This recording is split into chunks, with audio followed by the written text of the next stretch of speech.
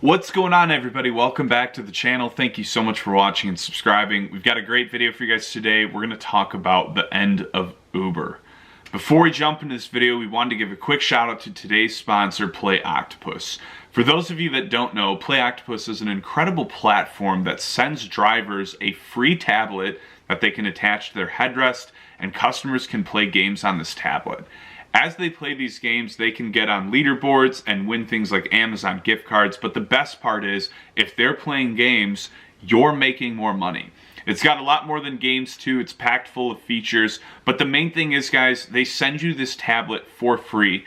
They cover the cost of the data for free, and having this in your car is a great way to provide extra entertainment for passengers so that they can have an overall better experience, tip you higher, and give you a better rating.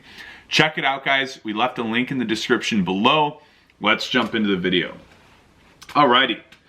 So this happened recently, and I think this is something that's going to happen in a lot of states, and it's going to heavily impact Uber. So the New York City Mayor, Eric Adams, said that Uber and Lyft will be required to be zero emission by 2030. This is one of the biggest markets, obviously, for rideshare driving. Uber and Lyft, and it basically, they said it has an estimated impact of about 100,000 vehicles and drivers that are out there right now. He said the move is going to build on efforts that his administration has made to electrify the city's fleet of vehicles while installing charging infrastructure to power those vehicles throughout the 5 boroughs. The mayor will likely implement his plan through the city's Taxi and Limousine Commission, which regulates the for-hire vehicles industry, including Uber and Lyft. Uber and Lyft normally chafe at new requirements and have been known to sue to block rules they don't like, sound largely positive towards the new development in New York. And the reason being is Uber has said that they want to be fully electric by 2030. The reality is, though, this is way easier said than done, and it comes with a slew of problems. For one, the amount of charging stations that will have to go up. They launched their, kind of their new little electric initiative, and got a bunch of drivers Teslas that they can pay down. And one of the first things that a lot of these drivers reported was, yeah, I'm waiting 45 minutes at a charging station in a Publix parking lot just to get my vehicle charged.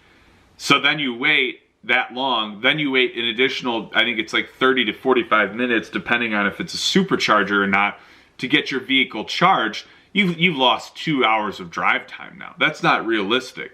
A lot of these Teslas have about 300 miles of drive time. That goes really quick. That'll be 1 or 2 days, depending on how actively you drive.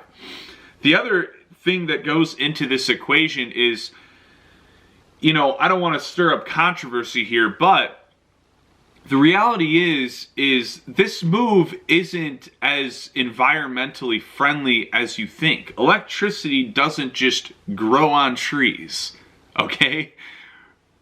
What do you think happens to allow us to have that type of output so that just even 100,000 drivers in New York can have a fully electric vehicle?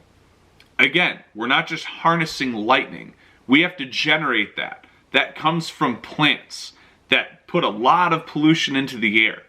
So the reality is that everyone that thinks everyone driving Teslas is going to be this amazing solution, you got to really look into how this stuff works. Because like I said, it doesn't grow on trees, it has to be produced. And that's not really going to be a solution. Now we got to talk about how quickly are all these charging stations going to go up. Right now they're already saying there's not enough. At the end of the day, guys, companies like Uber, they do the same thing. They appeal to the public that don't know any better. So they say, oh, we're this amazing company. We're going to go fully electric. Uber has never cared about anything but themselves and their own pockets. So if you think that they really care about the environment, you're fooling yourself. This is just a way to slightly sway the minds of big lobbyists and investors and show that they have a plan, because at the end of the day, this company's tanking, and they've always been tanking. Still staying afloat some way, somehow. Obviously they're bringing in money. I'm not saying they're broke, but on paper they are. So anyways, let me know your guys' thoughts in the comments. Please like, share, comment, subscribe. Check out Play Octopus linked in the description below.